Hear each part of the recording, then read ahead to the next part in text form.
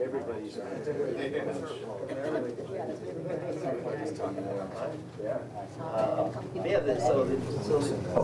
administration doesn't know your industry, doesn't really know what the industry is. So they go into negotiations. And countries are tabling. So I did not start in this field. I instantly joined the industry. So that's why I think your agenda is up. And they took us. That was the first step. Yeah, I literally those guys like their bios and background. I mean, we are such a time crunch. I'm going to fly through. I think they're aspirational. Just I'm not even sure I'm going to get through all my questions with Troy.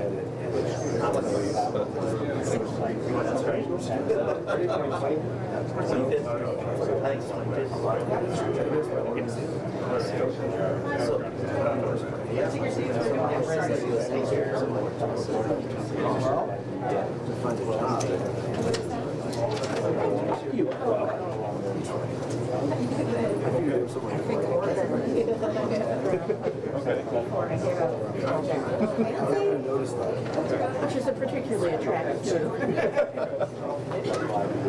And the falling down is more attractive than the getting up. So. We should, and I apologize. I think I was Well, as a downhill skier, I can tell you that there's an art in learning how to fall. I think we should go ahead and get started. Hello and welcome to the Bipartisan Policy Center. My name is Tim Shaw, and I'm an Associate Director of Economic Policy here at the Center. For those of you who might be new to BPC, we're a nonprofit organization dedicated to being a forum for bipartisan, fact-based debates that sharpen the best ideas from both parties and bring them to the front of our political discourse.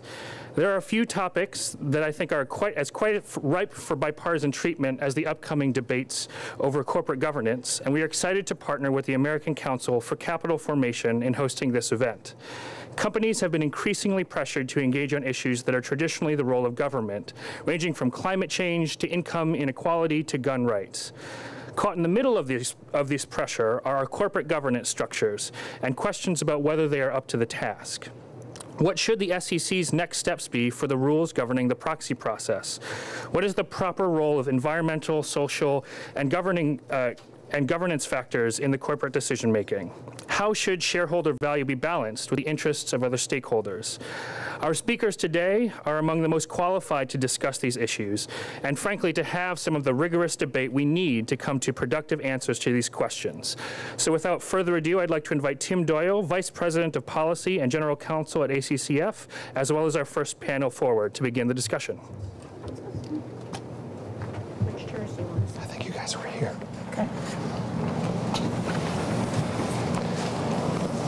Thank you all for coming, and I particularly wanted to thank Elise Walter and Troy Paradis. Paradis, but it's Paradis.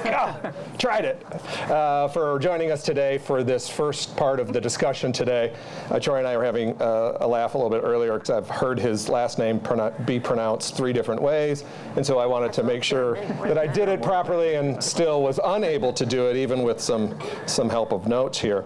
I first wanted to do a little bit of background on both of you. For those that don't know, those that are in this space obviously will know the 2 former commissioners. Elise Walters also a former chair of the SEC.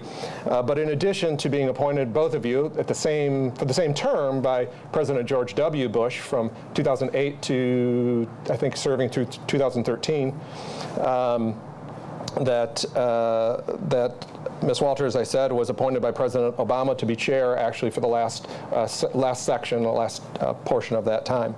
And Ms. Walter is, just so I get this right, was formerly or previously a senior executive vice president for regulatory and policy and programs at FINRA, general counsel at CFTC, the deputy director of Division of Corporation Finance at the SEC, and actually started back not to date you too much, but in 1977 at the SEC. So definitely That has does some. it nicely, thank you. That does it. Also serves, and hopefully we'll get to this later in the discussion, serves as a board member of SASB, as well as on, amongst other things, board member of the Occidental Petroleum Corporation.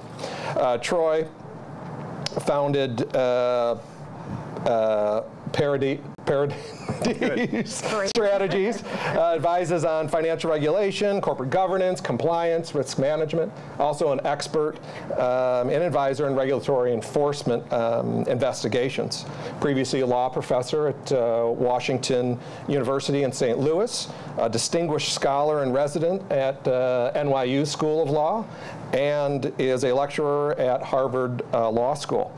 Also, Troy co-hosts a podcast called Appetite for Disruption. So I thank you both again for coming and being here today.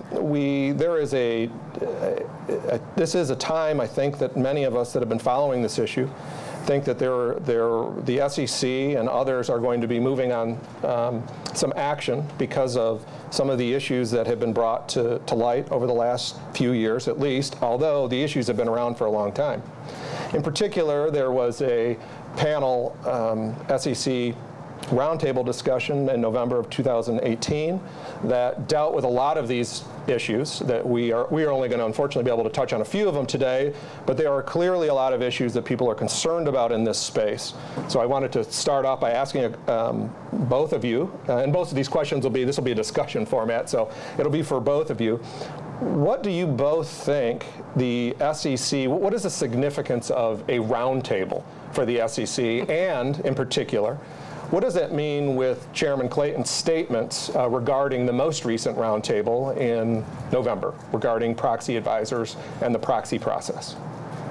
Elise, why don't you start? I'll be happy to start. I think it's hard to judge the significance of a roundtable because a roundtable is useful both when you know what you want to do and you're looking for support for it, and when you don't know what you want to do, or if you want to take action and you're looking to find out what the lay of the land is. I think in this particular instance, I get the sense, and these issues have been around for a long time, and this last iteration really dates back to when Troy and I were both at the commission, and we put out a release in 2010, I believe, and there's been a constant hum, but somewhat in the background, then it gets a little louder, then it gets a little softer. My sense is that there really is going to be movement towards some action this time. Yeah, I do think that there's interest in some action. I think that gets to the question, which is what's that action going to be? When is that action going to occur? But to build on what Elise said in terms of roundtables, and to add one point, when you think about agencies like the SEC and other agencies that are part of the administrative state, they work best when they have an opportunity for a lot of folks to weigh in and share their perspectives. And that can happen in a whole host of different ways. And one of the ways in which that happens is through roundtables, because you have different folks. It's purposefully set up so you have different perspectives. It's purposely set up so that you're going to hear different takes on whether there's a problem, the degree of the problem, what to do about the problem, the cost and benefits of doing different things. And that really is the thing that empowers an agency like the SEC to try to figure these issues out. It doesn't mean for sure in every instance, again to Elise's point, that just because you have a roundtable, it means necessarily something is going to happen by way of a rulemaking, but sometimes it does, and I think in this instance, again, because this issue and these issues have been at the agency's attention for so long that there was some appetite to do something, but again, to say that doesn't tell you what exactly to do, and that can be difficult to figure out. Sure. And there were, if I can recall, there were 3 panels at the roundtable. The second one dealing with proxy advisors, or was the third one? One of the panels was the third one dealing with proxy advisors seemed to get a lot of attention in the press. There seems to be a lot of we'll call them competing interests or competing ideas as to what, well, for one, whether there's a problem, 2, what the solutions to some of those problems might mean or what they are. Could you elaborate, or do you have any thoughts on on that issue? I think proxy advisors has been viewed both as the most controversial and the most difficult to solve, although there are some fixes that can be put in that are really not all that difficult. I think for sure you're probably going to see some action with respect to some of the underlying, what may seem like technical issues, but really are terribly important, like confirmation of votes. So you can tell that your vote went in as a yes or a no instead of vice versa. Reconciliation to make sure that there isn't undervoting or overvoting is an area in which I think you will see something. And with proxy advisors, I think you will see something in the middle. That's just a prediction. I don't think you're going to find a heavily regulated solution. Personally, I think investment advisor registration, which is one way to get at this, is really kind of a round hole, square peg, or vice versa. It really isn't the kind of regulation that makes sense.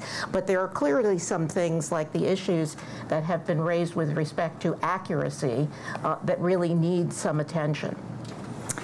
And if you think about a common denominator among many of the issues that have been talked about, whether it's in the most recent roundtable, as Elise mentioned, you have the 2010 concept release and various discussions over the years, I think one overarching question is, or focus point is the integrity of the shareholder vote.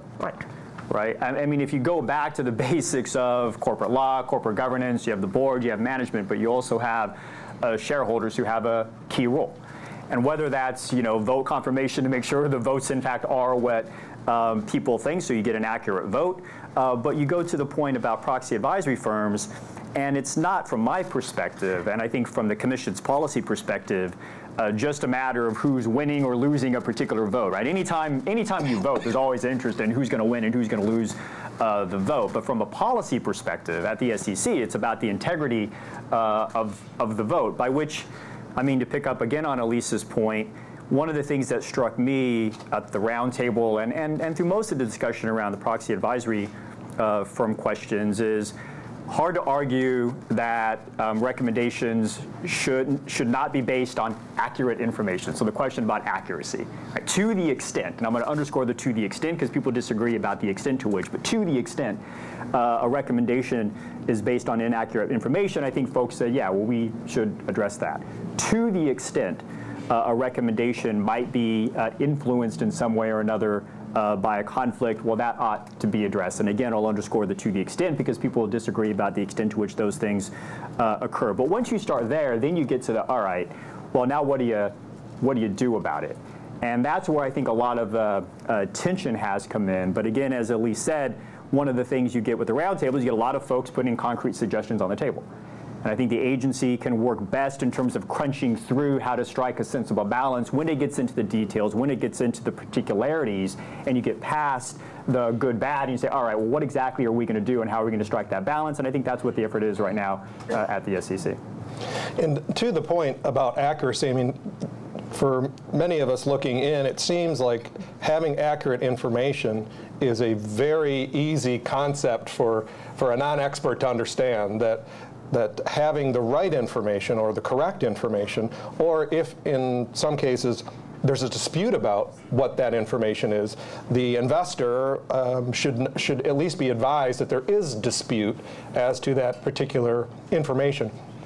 What are some ways, if you know, to make sure that an investor has that kind of information? Is there an easy way to do it? It seems like a basic problem with maybe a basic fix.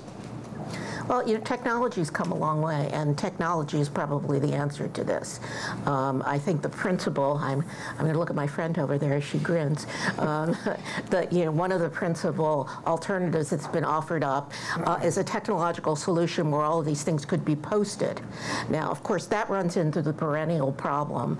I always thought it was time at the SEC that we move into the electronic age, and every time you try to take a huge leap and really rely on electronics rather than have it be the backup alternative. Out of the woodwork came people who say that people of now my age, I was a little younger then, but can't deal with the electronics. I'm not sure that's true, and I think you can walk people through it. And I think at some point, we're going to have to decide that that's the way to really fix many of these issues, and it will also save a lot of time and money. So I think some sort of internet-based solution is probably the best way to do that. And we also need to gather more data, which will be difficult. And I don't know how much Troy felt this way, but I was always frustrated at the SEC because particularly in the day and age of having to justify everything under cost-benefit analysis, we were always dependent on people in the outside world to give us their analysis. Principally, the benefits we could figure out. The costs were much more difficult, and the problem was that people who knew it was going to be inexpensive but didn't want it to be done wouldn't come forward with the costs. And costs were sometimes exaggerated, in my view. So it's a very difficult situation when you try to evaluate that. But I do think technology will do it in a cost-effective kind of way. Technology offers us all sorts of opportunities across all sorts of issues. And the technological advances are daily, maybe in some instances hourly, across so much of what the SEC does that I do think for the SEC to be thinking about the ways in which it can further integrate technology in terms of what it does, that just has to be a front and center question and consideration, not just in this space, but across so much of the Commission's mission and its responsibilities.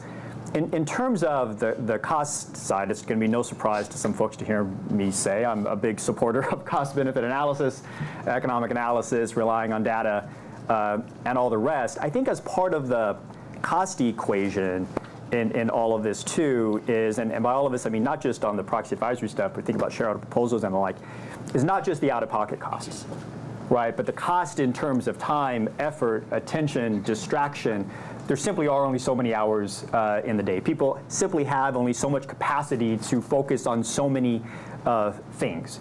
And that's part of it too.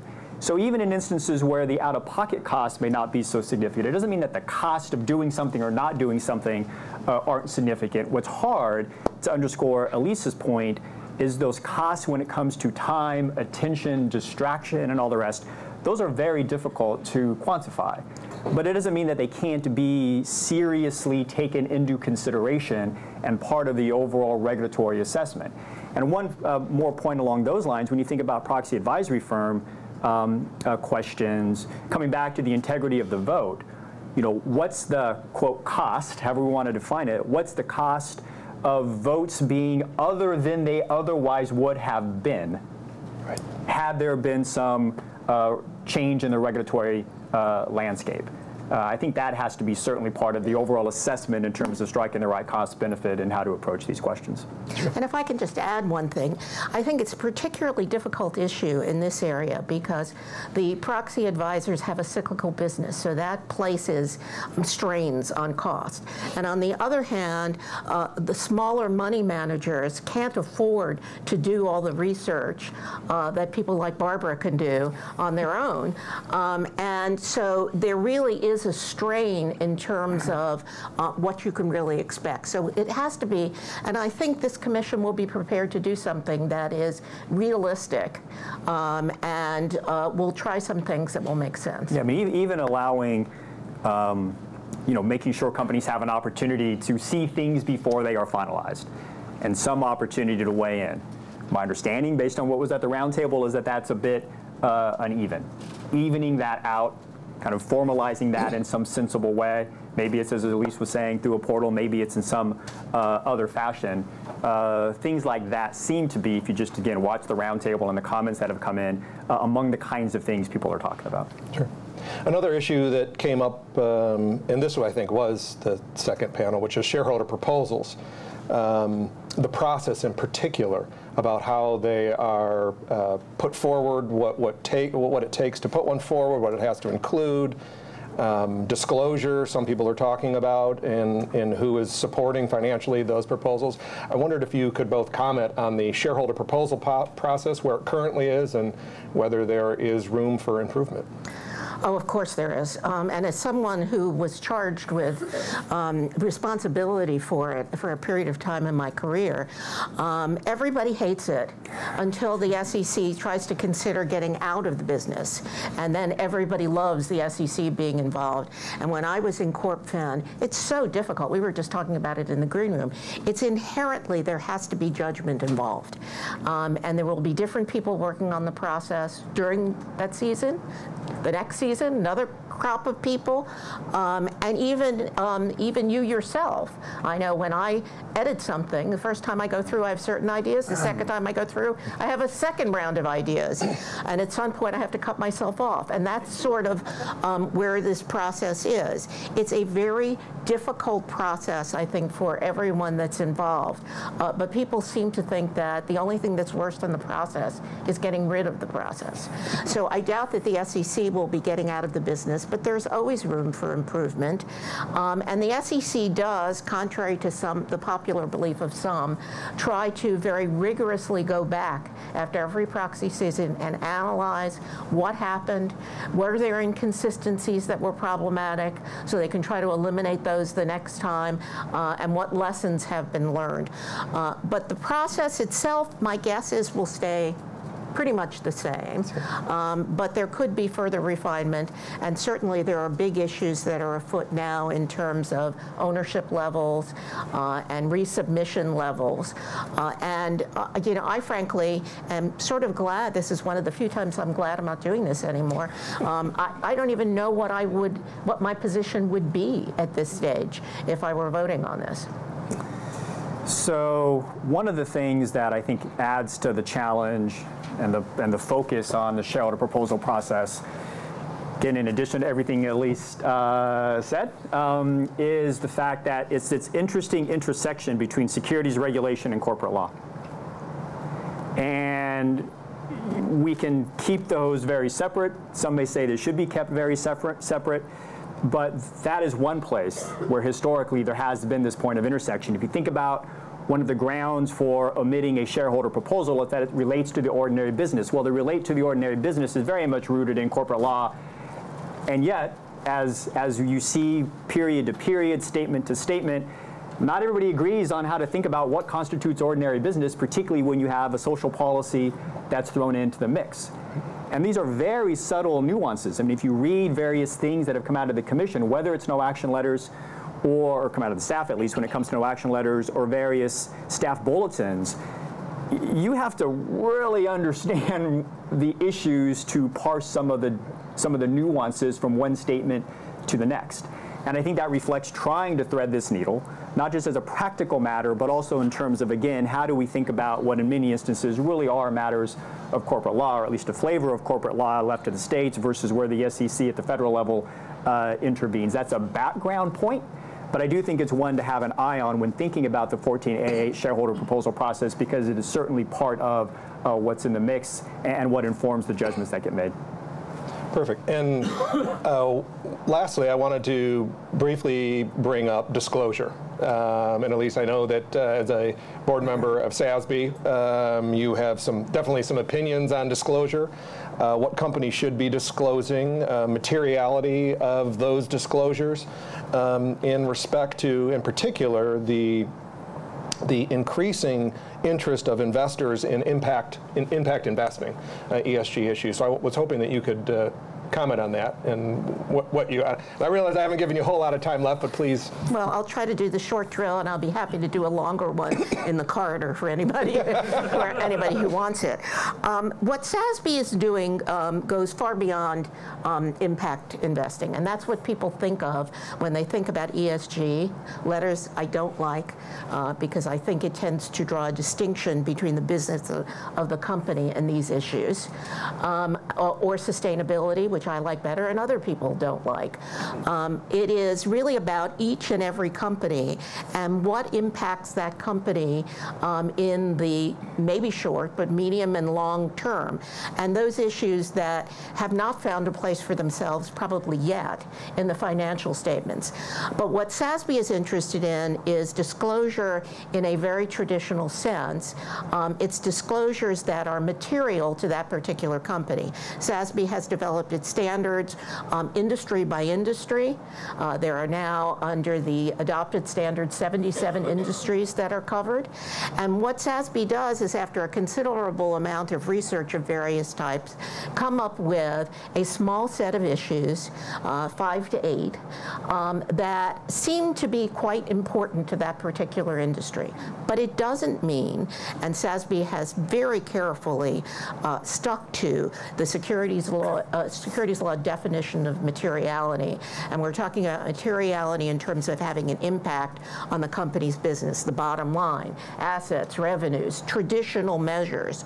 The question is, does, for each company, each one of those issues, is it material? And if it's material, we think it should be disclosed. It leaves, to me, a lot of things I like about it. I like the industry by industry approach. I like sticking to financial materiality. And of course, there are a lot of other organizations that look at materiality in a much broader sense. And my view on that is, makes me uncomfortable taking a leap there when you're not talking about companies that are set up for the public good.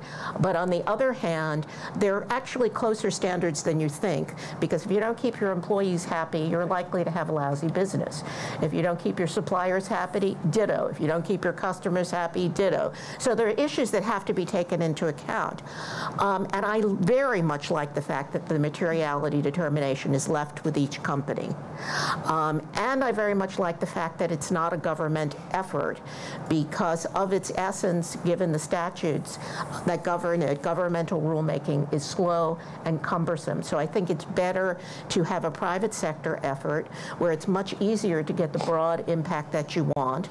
I think that it should stay voluntary, but we need a certain number of people to adopt consistent disclosure models in order to have comparability, which is what we don't have today. So that's my short spiel. I have hours that can, if you press the right button on my stomach, you get, SASB 101, 102, 103. Thank you very much. And I think we have a couple minutes to ask some questions, but I did want to follow up, so I guess I'll ask the first question to Troy, kind of following what Elise just said. Troy, there are certain industries, in particular one that I'm aware of here in Washington. EEI has come out with their own set of standards for disclosure based on talking to their membership as well as their investors as an alternative to SASB. There was also a proposal at the SEC, I think last fall, that asked for the SEC to step in and make disclosure a requirement of the SEC. It seems like there's a lot of different options out here. Is there a way forward on disclosure? That's a big question, right? The entirety of the federal securities laws. And if you press his stomach, you get disclosure. Yeah, we'll never. Probably mine too. We'll never leave here. To try to be brief on just a couple of points, I personally think that the touchstone needs to continue to be the touchstone, which is to say materiality as it has come to be understood and interpreted over the decades that we've had the federal securities laws. And there's a lot of reasons that I'm of that view, which I can talk to folks later about if they're interested as well. In terms of the way forward, as you said, look, I commend the industry efforts. I commend the efforts to try to figure out something constructive to do. I think to have the industry or industries ask the question of themselves with input of investors and others, what do we think would be the right way to come up with some standards or an approach, I think is going to be a constructive part of the dialogue. I think in agreement with Elise in terms of the voluntary versus mandatory, I think this is an area where it's ripe for the private sector and for non-government, if you will, to figure this out and come up with what are sensible approaches as compared to having the SEC mandate something. My worry, if the SEC or others were to mandate something, that there might not be adherence to the traditional conception of materiality, which I worry further can have the effect of politicizing the commission. And one of the things that I've learned over the years is when the SEC is asked to advance goals, objectives, no matter how worthy those goals and objectives are, that really aren't within its core expertise and experience, it has a very difficult time getting that right. And so to try to avoid that and look to other avenues to try to come up with something that is constructive and workable, I think is the better approach. Perfect. Thank you. Questions? Is there a microphone? Microphones in the back. Anyone questions? Yeah, hi, Ron Orl with The Deal in the Street. Just wanted to maybe narrow it a little bit back to the proxy advisors and the portal idea that you guys were talking about. I've heard from the proxy advisors that, particularly during proxy season, the idea of giving companies the ability to look at this in advance, look at the reports in advance, and then get feedback, and the back and forth would create this bottleneck. I actually heard from a former Corp Fin chief who raised the same concern to me. You probably could guess who it was. So anyways, one, I wonder, is this portal idea something you feel the SEC could do on its own? And the second is, can you guys respond to this bottleneck issue during proxy season? And there's in the legislation on the Hill, there was an ombudsman idea at the proxy advisors that would deal with disputes, and it just seems like it would create lots of problems. Thank you. Want to go first? So on the question of disputes or bottleneck, the ask on this doesn't seem to be we need weeks. It seems to be we need a few number of days. And we can talk, is it 3 business days, 2 business days, 5 business days, 4 business days, but whatever the number is, right? My personal view is that's not a huge amount of time. Now I get it, you have to multiply that, if you will, across lots of points of interaction, lots of different recommendations, lots of different votes, understand that. But in terms of that particular concern, if we're talking a handful of days, it strikes me that that is able to be figured out in a way that would be sensible and practicable and could reflect a step forward as compared to that being the reason not to do something that might otherwise make a lot of sense. And when the SEC can do it on its own? Depends. Yeah, when you say on its own, I don't know for sure in terms of what I'll leave it to others to figure out exactly what the systems would need to look like and how difficult that would be, and whether it would be better if it's the SEC or better if it's some other fashion. But look, if we're getting down to the point of asking the question, and it's a fair question, which is 3 days or 4 days or 5 days the right number of days? I think that's constructive progress. If the question is around, should the SEC build the system, or should somebody else build the system, or should there be multiple systems, I think that's progress in terms of advancing the discussion forward, where you're trying to work through the particulars around potential change as compared to ruling out changes like that in concept. Perfect. Well, it looks like we're out of time. I wanted to thank you both very much for coming this morning and contributing your many years of experience to this process. Thank you very much. Thank you. Thanks, everybody.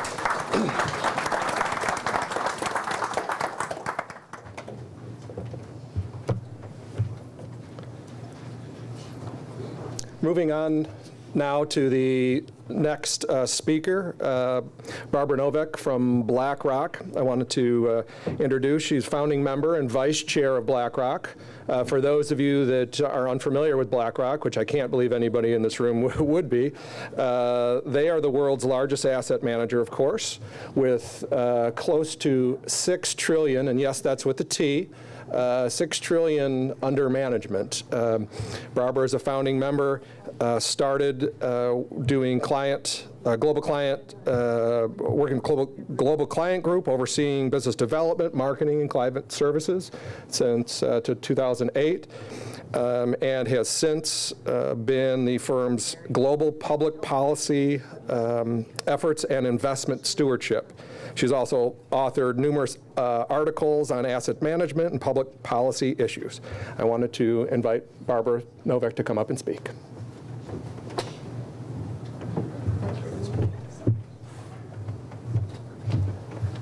I'm only thankful you didn't go to the age issue.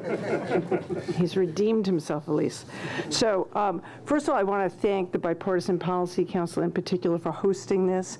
I think it's a good example of we can have a dialogue on somewhat contentious issues, or certainly issues that not everybody agrees on, and hopefully come to some middle ground.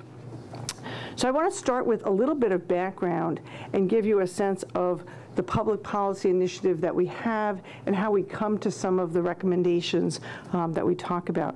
So if you think back 10 years ago, we had the financial crisis. BlackRock decided to start a public policy initiative. And our concept was really very simple, and that was that investors needed a seat at the table for any discussions around financial regulatory reform. Little did I know at the time what that journey was going to take me on and people I would meet, but it certainly has been an interesting one. So initially our focus was very much on financial stability, topics like fixed income market structure, flash crashes, money market funds, and the like. And today it has certainly morphed a bit. About a year ago I took over the investment stewardship team, and this has become a very clear focus for both public policy and investment stewardship on a day-to-day basis. My approach is very simple. I ask two questions. All questions are valid, so we welcome any questions from anyone, but policy decisions should be based on facts and on data. Not on speculation, and I'm sure we're going to get some really great questions at the end because there's all sorts of interesting news articles out there to question from. So I only have a few minutes this morning, so I'm going to give an unabashed plug. We have a website.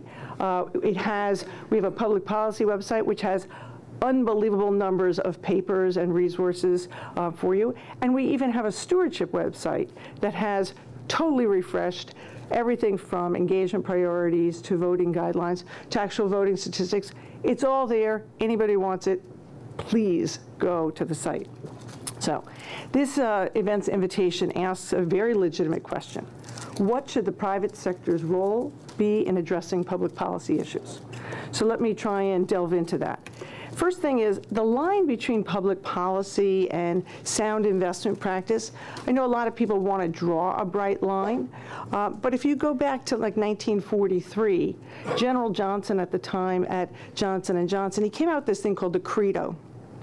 1943, I read it recently, and I said, wow, this reads like Larry's letter. How amazing is that?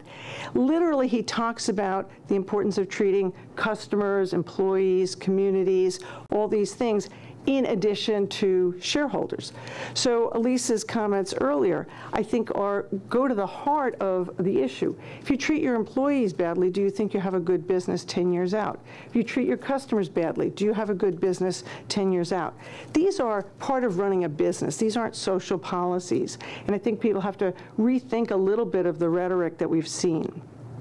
So while it's gone through a lot of iterations, I think it's pretty widely accepted today that proper consideration, looking at material issues, which you heard from the prior panel, governance, environmental, and social. In fact, I started calling them GES because I don't really like the ESG. It starts with the wrong letter.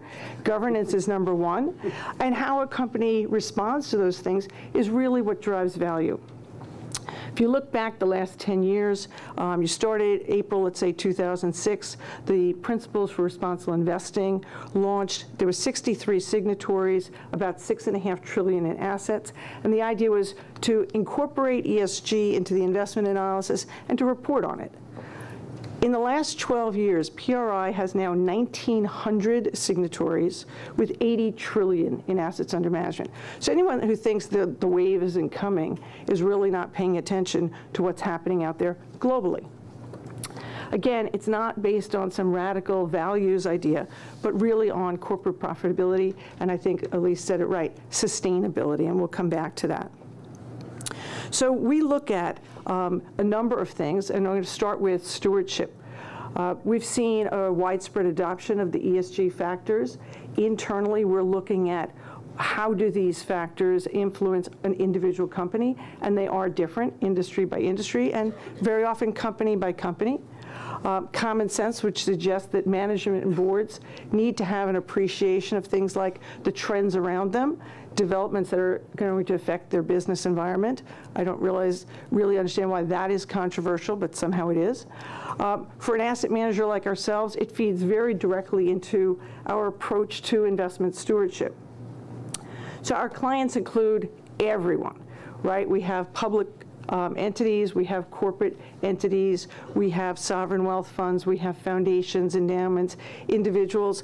We have everyone across the political spectrum. So some people will say, why are you listening to your clients and voting the way they want? Well, who is they? They is everyone. We have the whole political spectrum, so we're doing what we think is right from an investment function, from a value of clients. We are a fiduciary. We meet with about we have 17,000 meetings that we vote in annually. And we're looking at the long term. How do these companies perform over the long term? If you look at our business mix, on the equity side, it's about 90% index, about 10% active. So we really are a long-term patient capital. We're going to be there whether we like the company, whether we like the management. We're going to still be there if it's in the index. So it's very important to us that they have good things that will protect the value of that company, hopefully even increase the value of that company over time. So some of the things that we look at, we include engagement priorities. What are the things we want to talk to companies about? We include our voting guidelines. We include how we've actually voted. We try and be very transparent so people can look at it and say, you know, is that something I agree with? Is that something I want to invest in? And it's all quite transparent. And that's been talked about, I think, recently in a number of articles, certainly that I've seen in some people's speeches. People should be more transparent. It's all out there. I don't think we're the only ones. I've gone on competitors' websites. It's really very easy to see what people are focusing on and if you like or don't like their policies. In that public policy journal, I have found quite often that there's amazing amount of confusion. So I now call this the Goldilocks problem. Some people say we're doing too much. Some people say we're not doing enough. And I'll give two examples. Last week, as I was putting these materials together, I said, wow, this is an amazing day. So Rick Warsman wrote in Fast Company about impatience, and he said, BlackRock supported only 8% of shareholder proposals around climate change and workers' rights. Exactly how people count these numbers is also interesting. But he went on to say, talk is cheap. And you know, the world's biggest money managers need to start wielding their votes, their votes as much as their voice. Okay, that's one perspective. Same day, Lily DePhillis at CNN reported that corporations are starting to fight back. Some of my friends in the front row understand why I'm looking at them. What they view as political shareholder resolutions.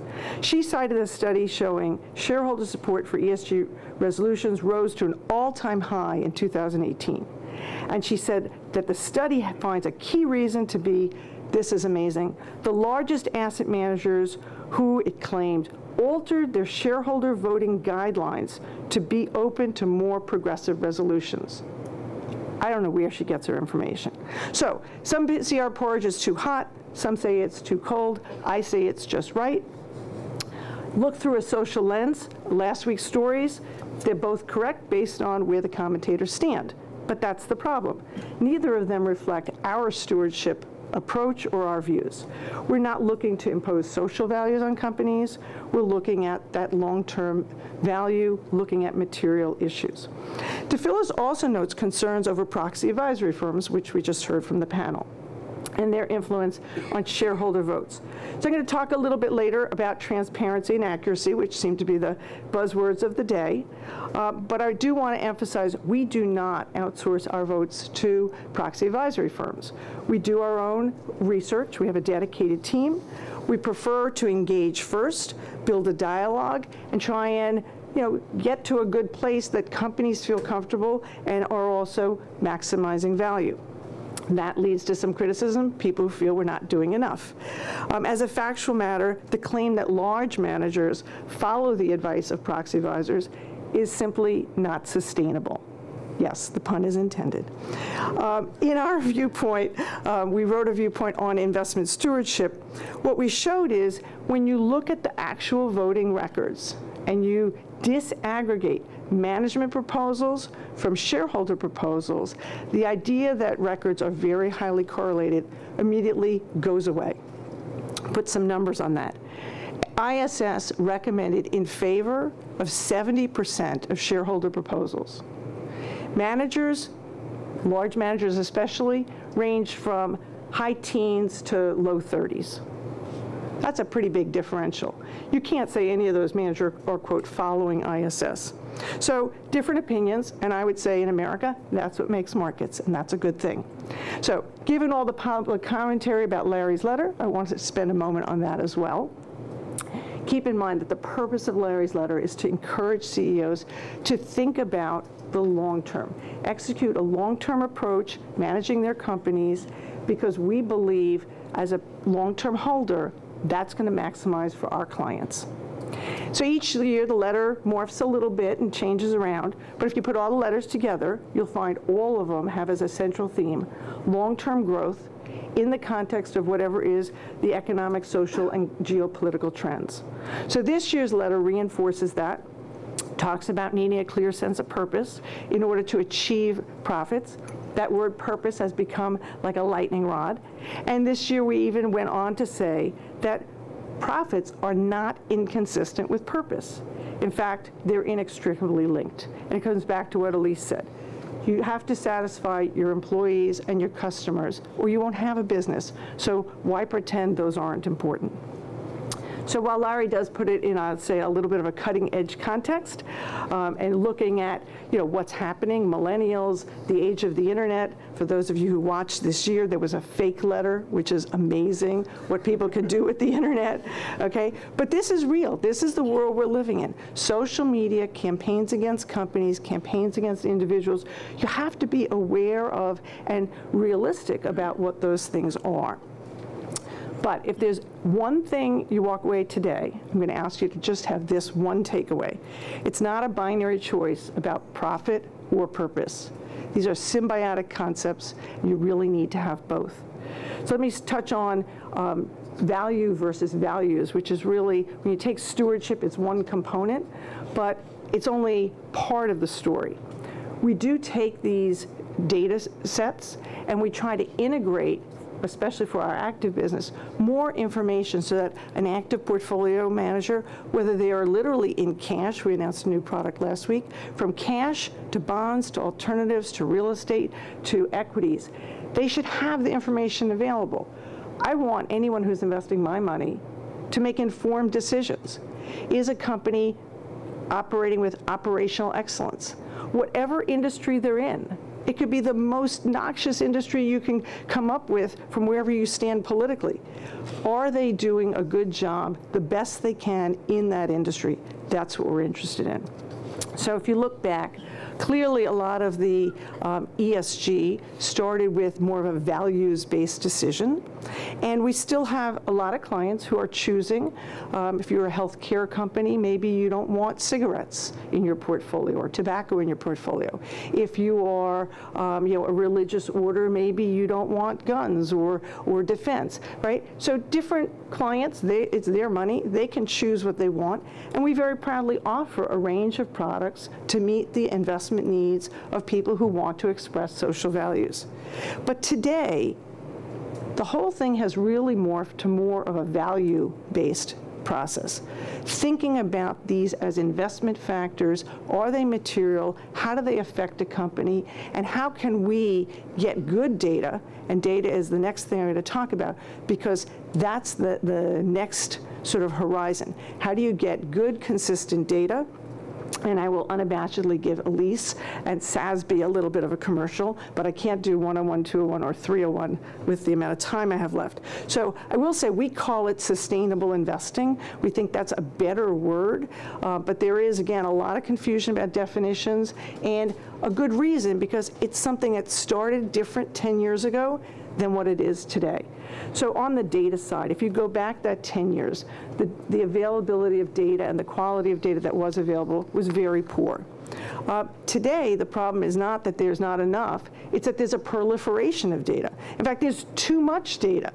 And everybody wants to define their own data set, their own way of collecting it.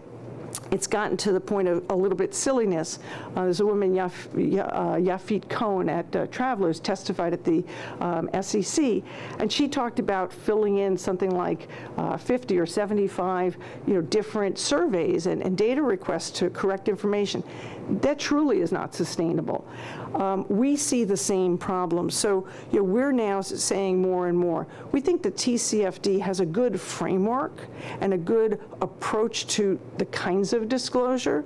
And then we think the SASB has drilled down in a way that is more industry specific and is material. And if we could marry those two concepts and get broad buy-in, maybe we could get rid of some of these other surveys and forms and whatnot. Sometimes I talk about it now as, how about the Common App? How many of you have kids who have applied to college? Do you really have to fill out your birthday, your address, your GPA, what you got in the SAT 15 times? No, you put it in once, you hit enter. So I think that there's a need for investors to coalesce around what standards do they want, and hopefully the private sector can drive this process a bit. I'd be lax if I didn't touch on the regulatory landscape. For time purposes, I'll short circuit a bit here and say, the SEC roundtable was extremely interesting. I do recommend people look at the comment letters, including ours. I'm going to try to address the portal that you heard about. This is, I think, a very simple, low-tech idea. It doesn't introduce a lot of cost. It doesn't introduce a lot of delay. It would seem to me anybody making a decision, an important decision, would want to make it on accurate information. Go back to what I said at the very beginning of my comments. If you put up a portal, the company is responsible for keeping their contact information current. You post, as an analyst, you post a draft report. You give the company, Darla, I'm sorry, 2 days. I know you want 4. 2 days, 3 days, whatever number of days. You give them 2 fields. You can say, what do I disagree with and why? Factual errors. And you can say, what do I disagree with from an opinion standpoint? Your facts are right, but I don't agree. Here's my rebuttal.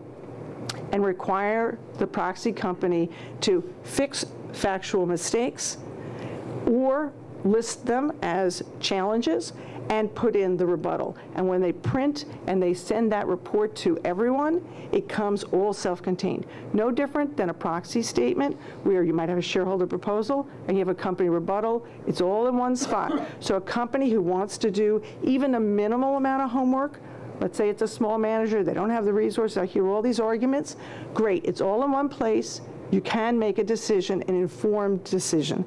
And I'll save the rest of that for, I guess, the hallway. So if I can just end, I have 2 minutes. I've talked a lot about the stewardship and ESG and these other things. I also want to spend a minute on the growth of indexation, because we get a lot of questions about that, and what is called the concentration of ownership. Anybody read a story, let's see, index managers becoming too powerful? Any hands for that? Yeah, we got a few of those. Index managers have become the swing vote. That's one of my favorites. Swing vote? Yeah, okay. Activists are wooing index managers because that's going to make them more powerful. We got some hands in the back for that, good. And there's too much stock in a few hands, right? So let's think about what this really means. There's this broad asset management ecosystem out there. If you look at studies, McKinsey's done something, FSB has done something, roughly 3/4 of the assets, maybe 2/3 of the assets, are managed by the asset owners themselves, large institutions, individuals. So you've already shrunk the universe of what's being managed by managers. So if we could take, if the data was as available and as easy to put together, we could take a different cut. We could say largest hedge fund managers, largest sovereign wealth funds, largest internally managed pension funds. We could take some other group. We could say they're the swing vote. Because anytime you take a block like that, it's a swing vote. But what's more interesting is if you go back to what I said about voting data, the 3 largest index managers don't vote the same. So, and I can demonstrate that. Anybody wants to see, it's right on our website. So if we don't vote as a block, How does that make us somehow a block of a swing vote? So these are interesting things to kind of, people like to repeat, but they're not repeating them necessarily with knowledge. And to give, again, a numerical example, sometimes people say things like, XYZ manager supported management 98% of the time. And it sounds like they're a real outlier, right? So if I told you that management proposals receive on average 95% support across their entire shareholder base, well, of course that manager supported management 98% of the time. So did everybody else. But taken out of context, you get the impression that that manager is some outlier. But they're just right in the pack. At the other end of the spectrum, people like to point specifically to the Exxon vote. And they say, look, that vote was this sea change, and now these big managers are going to support all these things. So the numbers are, we supported 2 out of 25 shareholder proposals, and we engaged with 232 companies. So keep it in context, understand that people use different parts of this data in different ways that they like to, and it supports their arguments. But you have to have the context, you have to understand the ecosystem, you have to understand the voting data, and drill down a little bit, ask harder questions, because you'll be surprised once you get under the broad statements how different it might be. So with that, I get to get water, and we open to questions. Barbara, I wanted to thank you for coming quickly. And I did have a question. It seems like it's been in the press quite a bit lately, and I wrote it down just to make sure that I got it properly. But I know you mentioned academics. Some have suggested that ownership by large asset managers of shares of companies in the same industry has an anti-competitive effect. Have you seen that in your experience and your review of the process? So this is one of my favorite projects. We have some academics. The first paper they wrote was about airlines. The study period is 2001 to 2014. For any of you who know what happened to airlines in that period, let's see, 5 of them went through bankruptcies, including some pretty lengthy bankruptcies, 5 out of 7. Of the 7, 6 turned into 3 by the end of the period. So you might think there are some other things going on. But when you just go to the economic model and some of the theories, the theory that's being used is something called MHHI, which you really don't need to get too deep into the modified Herfindahl index. But what it really is something that was designed for what's called cross-ownership. So if my company buys a piece of your company, and now I own some of you, which is incredibly different than what is this thing called common ownership, where I have, as an index manager, a little piece of lots and lots of companies all over the ecosystem. So the starting point is a very flawed concept, and there are counter papers on that. Even more important is once you get into the paper and you look at the data, you'll find, and all this, again, is on our web. We actually have a whole data center on common ownership. There's a really interesting critical flaw in their paper. They didn't understand a lot about asset management. They didn't understand that when a company goes bankrupt, it gets delisted. And when it's delisted, it's taken out of the index. When it leaves the index managers sell it. So they've assumed control of companies at whatever level based on, they couldn't figure out the missing data, so they simply filled forward whatever the last observation was. So they basically overrode zeros with positive numbers. So that actually would be a pretty material issue. There's also many issues about the control factor, the financial incentives. I won't bore you. We have a great letter to the FTC on the website. There are many comments. In fact, some of you in this room submitted comments. There are 22 letters. Everything from across the political spectrum. I would say we've got the AFL-CIO, we have CII, we have the Chamber, we have S&P, Morningstar, MSCI, and many, many others, all saying different aspects of why the theory is wrong. So thank you. And from a practical point of view, what is, from a practical investor's point of view, what does that mean? I mean, you've said a lot, but as an investor, what does that mean? So the policy proposals that are based on the flawed paper are really quite astounding. One is to limit index funds or asset managers in general to one company per sector. So anybody who knows about portfolio theory and whether or not diversification is important, you could win a Nobel Prize if you go in the diversification category. You probably lose your prize if you go in the one company per sector category. The second idea is that you don't allow managers to vote. So all the things that we've talked about on governance and how you can improve a company over time and how important it is for shareholders to have a vote in the companies that they've committed capital to, all that goes out the window. So I think the policy measures themselves are outrageously flawed and quite damaging to investors, to the capital markets, to even the allocation of capital to companies, and certainly to any fairness as a shareholder. And before I give up, other than that, I like them, okay? And before I give up my microphone, which I know they're going to try to take Someone out of my over hand, here has a question. I just wanted to ask you one last thing. If you could comment on I know the BlackRock submitted comments to the SEC, in particular regarding proxy advisors and the regulation regarding them. I was wondering if you could comment just briefly on those comments submitted to the SEC. So we put in a letter, I'll say it's a little bit mom and apple pie, but we went for principles. Principle one, accurate information is important. So we gave a list of things that, the stuff out there in the ecosystem, we'll say, isn't very accurate, and the SEC could do everybody a favor by putting out just some factual information on voting statistics and things like that. Second, as we said, we believe in transparency. Why shouldn't everyone in the chain be held to the similar standard? We're required to actually release our votes once a year. Companies are required to disclose all sorts of information. Why shouldn't proxy advisors disclose if they have conflicts or disclose their methodology or aspects of their approach? Seems like a reasonable, sensible thing. Likewise, accuracy of information, incredibly important. Again, the portal idea.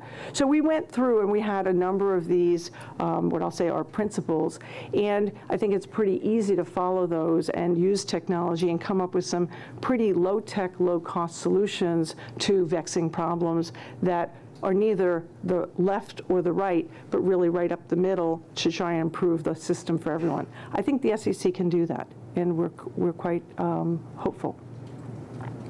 Okay, somebody over there, yes. Thank you so much. Thank you, Ms. Novick. Really appreciate your comments and your openness to tough questions. My name is Clara Vondrich, and I'm with the BlackRock's Big Problem campaign. And basically— Social media, for anyone who wondered. So institutional investors around the world, including the Norwegian Sovereign Wealth Fund and 19 global insurers managing more than $6 trillion in assets, have now committed to divest from coal. The world is powering past coal because it's deadly and it's unprofitable, yet BlackRock remains one of the biggest investors in coal worldwide. Is there any reason that your company wouldn't consider divesting at least its active portfolio from coal at this time to keep pace with its peers? Okay, so first thing is they follow me around everywhere I go, every time I speak publicly, so I heard the question before. 90% of our equities are indexed. If the company is in the index, we're going to own it. We have surprisingly little exposure to lots of the things that people have campaigns around in our active portfolios. And yet, we have these constant calls to divest. We cannot divest. It's not our balance sheet. It's not our assets. We're managing money for other people. And this is an example of where factual discourse would be much better. Okay, any other questions? Yes.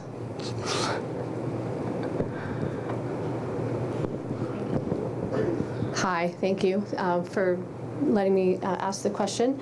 I'm actually with the Climate Majority Project, not with any other people who are following you around. But I want to acknowledge your Cinderella argument. I thought that was really interesting. But I have a question about that effort. And that is, as you've heard and as you know, there are a lot of investors who are worried about the oil and gas and utilities use and how they're not changing their business models to avoid basically catastrophic climate change in the relatively short term. So my question is that in the research that we've seen and has been conducted by my colleagues, we've seen that you have supported the election of 99% of the corporate directors of those companies. So the question is, are those boards of those companies in that industry, are they managing their climate risk well, both for profitability and sustainability? Okay, good question. So we look at each company, and it is an individual company decision. Very often we see companies are moving in the right direction, whether it's a task force climate disclosure and providing more information, or it's steps they've taken to improve their actual environmental friendliness. It's an operational excellence kind of question. And so we do support a lot of them. I know that that is not what you'd like us to do, but it is a Goldilocks problem. It's not a Cinderella problem, it's a Goldilocks problem. Some people will, no matter what we do, say it's not enough. Some people will say it's too much. And you can watch the stories and you'll see both sides of it. What we're trying to do is maximize the value of the companies in the portfolio, protect the downside, move the needle in a direction that we think reflects important material issues company by company. And I think that's what we're doing. I mean, we see results. Yes, over here. So if a company has a policy or a business practice. Thank you. If a company has a policy or business practice that, in your view, increases the value of that company, but decreases the value of the other companies in your portfolio, do you support the continuation of that business practice, or do you oppose it on the ground that it's not actually in the interest of your investors? That's an interesting question.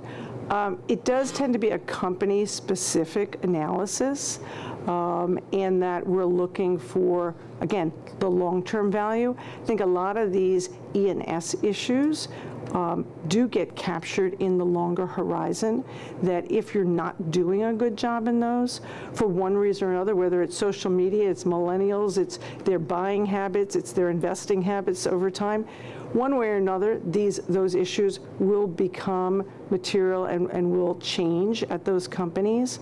So I don't know how we would factor in this company versus another in the portfolio. I'm not sure how we would do that. But anyway, I'm getting the sign. So unless you say differently, I think we're done. Thank you so much. Thank you. On behalf of BPC and ACCF, I just want to thank you again for coming and speak. As I opened with, the kind of theory of this place is that we have good debates over these sometimes contentious issues, and that in having that conversation and being open to tough questions like the kinds you got today, that's how we sharpen the debate, that's how we get better policy. So thank you again for coming and being willing to give your perspective here and taking those questions. I'd like to ask our last panel to come up. That'll be moderated by John Sarushian, our Senior Policy Analyst here at BPC, and I'll let him introduce the panel. Yeah, please. Come up. All right. Thank you, Tim. Is this microphone on? Okay, great. The topic of our next panel is the state of corporate governance. We have a lot to cover, so I'm going to just quickly introduce our panel. Ken Birch, who is to my immediate left, is with the Council of Institutional Investors, where he serves as the executive director. Tom Quadman, who is to the left of him, is with the U.S. Chamber of Commerce, where he is the executive vice president at the Center for Capital Market Competitiveness. To his left is Darla Stuckey. Darla is with the Society for Corporate Governance, where she serves as the president and CEO. And to her left is Brandon Reese. Brandon is with the American Federation of Labor and Congress of Industrial Organizations, also known as the AFL-CIO, where he is the Deputy Director of Corporations and Capital Markets. Thank you all for joining. Thank you. So In the spirit of this week's State of the Union, my first question is going to be, what is the state of corporate governance? And in answering this question, I want you to think of the more broad political environment we're in before we get into the more nitty-gritty in the next questions. And I'll start with you, Ken. Yeah, so I think the state of corporate governance is actually largely pretty good. We have much more engaged boards than we used to. I think there's better disclosure about what they're doing. There's certainly more work to be done. We just put out a report on telling your investors about how you do board evaluation. I think there's a lot that companies can tell their investors that's better at possibly improvements in practice. But really, boards are the fulcrum for governance, and I just think the quality is much higher than it used to be. Doesn't mean we don't have problems, won't have scandals, won't have issues, but I'm generally positive. Great. Thank you, Ken. And Tom, on the line. I'll answer it in two ways. One is, in terms of corporate governance, I think, yeah, I mean, there have been a lot of improvements over the last 30, 35 years. I mean, we have more responsive boards. We have more better quality of disclosure, which is good. We also see corporate governance, though, being used in ways that are also harmful to the company. And if you take a look at it on the second side, the state of the public company is not good. We have less than half the public companies than we did 20 years ago. We don't have the number of IPOs that we used to. It's not keeping track with the growing economy. So we really have to look at what are the disincentives that we've created in the public capital markets versus the private capital markets, and how is it we can have a rebalancing to actually make sure that we have strong public company model. Thank you, Tom. And Darla? The state of corporate governance is hot. It's hot. It's never been more relevant or rapidly evolving. You look at the number of people in the industry, huge gains. I agree with what Tom and Ken both said, that I think there's never been a time in the 30 years that I've been doing this that boards and managements are more committed to ensure that their interests are aligned with shareholders. So it's important and hot and more relevant than ever. So, thank you, Darla. And Brandon. The state of corporate governance is good. The state of the public discourse in Washington about corporate governance is dominated by false narratives and fake news. To my counterpoint, Tom Quadman's point, the IPO market is done remarkably well last year. And the idea that public companies are not going public because shareholders are asserting their rights is a travesty. That's an argument that does not carry any water. The fact that share owners are taking their proxy voting more seriously and addressing core environmental, social, and corporate governance issues that impact value and is a good thing that should be celebrated. And so the fact that we're having a dialogue is good to help and clear the air, so to speak, regarding some of the misinformation that we've heard about the corporate governance. All right, thank you, Brandon. So already some disagreement on the panel, which is a good thing. We're the Bipartisan Policy Center. We're trying to air out a lot of the disagreement here and try to see where there could be room for compromise. My next question is for Darla, but I think I'll let everyone else take a whack at it. As was mentioned in the previous panel, the SEC has hosted an informative roundtable about the proxy process, which you have all been engaged with, at least at the institution level. Where do you think the SEC is headed with this effort, and how do you hope to further engage? Well, I was on the first panel, which was the sort of mechanical panel, but I agree with what Elise and Troy said earlier. I mean, I think we will see some movement on end-to-end vote confirmation. That is a project that started, I don't know, 5 or 6, 7 years ago. Ken may have been involved. I was involved. Well, Amy Boris from the CII was involved.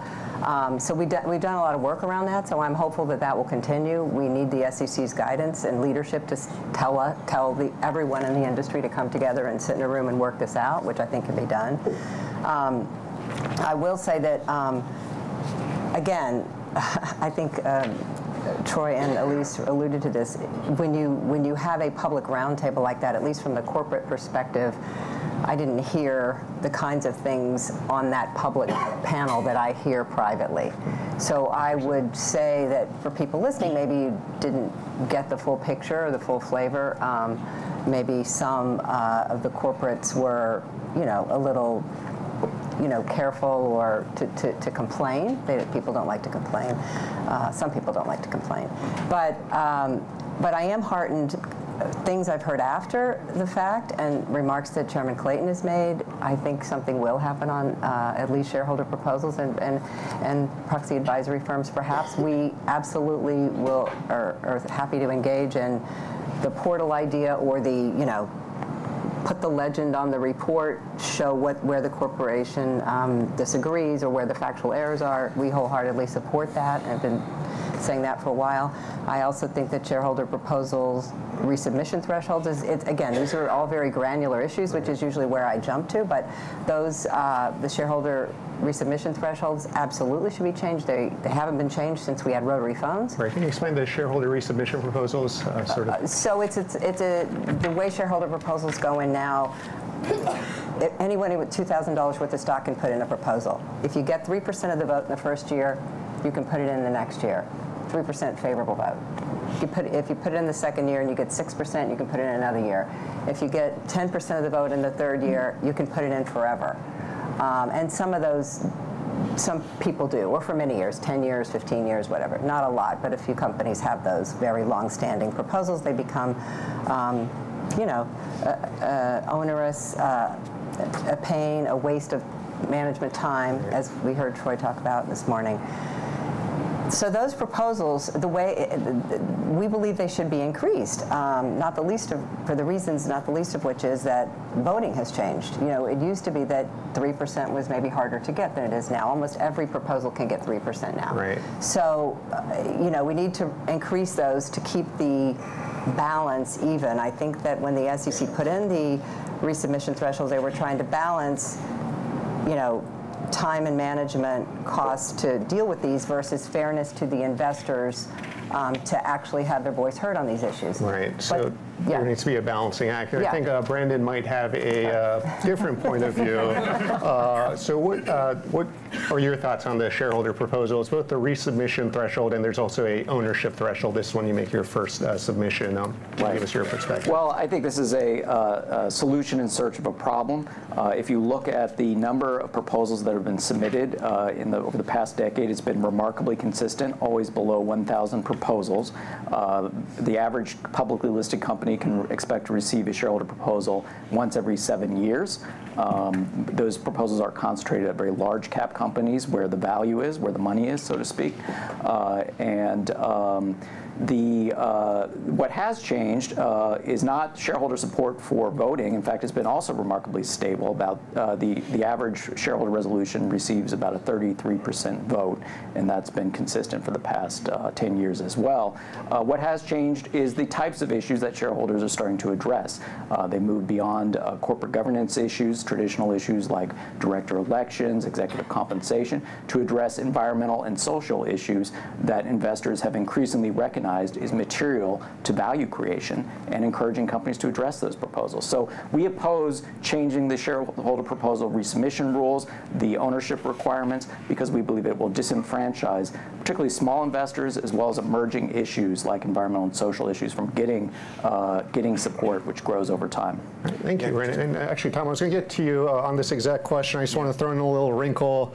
You, in this context, talk about gadfly investors. Yep. Can you explain what gadfly investors are? Sure. You have 4 or 5 individual investors who constitute in the S&P 250 about 40% of the shareholder proposals, and actually a lot of them are repetitive. Now we happen to agree with Brandon on the fact that the ownership threshold shouldn't change, right? Because if you're going to have $2,000 in a company, and maybe that number should be indexed, you should have some sort of voice. However, there are repetitive proposals. ISS and Glass Lewis support repetitive proposals at the rate of 90%, which is enough to keep them above the current thresholds. We submitted a resubmission threshold rulemaking petition about 4 or 5 years ago, and that was actually based on the Arthur Levitt proposal from 1998, who's not known as a rabid Republican.